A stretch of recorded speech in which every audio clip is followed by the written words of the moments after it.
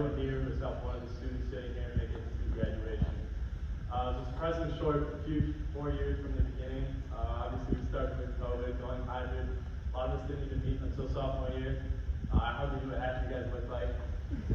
But we already heard that speech, so I won't do that. As our journey ends, let's reflect on our time here, the friends we made, the experiences we shared, and the lessons we learned from each other. Although some of our days went slow, years were short, and all of a sudden we're here, about to graduate, ending the 4 years we spent with each other. All of us about to embark on our own separate journeys. There's this scene from Good Will Hunting.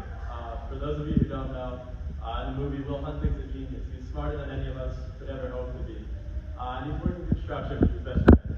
And his best friend, Chucky, he tells him that if in 20 years he's still working construction, he's going to kill him.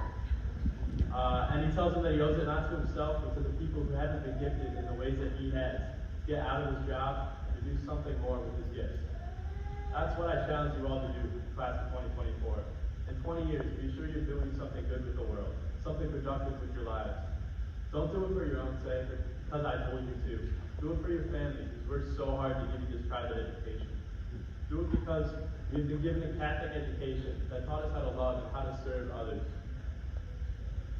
You owe it not to yourselves, but to your family and to God to make that happen. So I ask you to not let your lives remain stagnant, but to take risks, embrace challenges, and actually do something good for the world. We've all been gifted with a faith-based education that is a higher quality than most people could ever dream of. So I beg of you not to take it for granted, but to take advantage of the gifts that you have been given.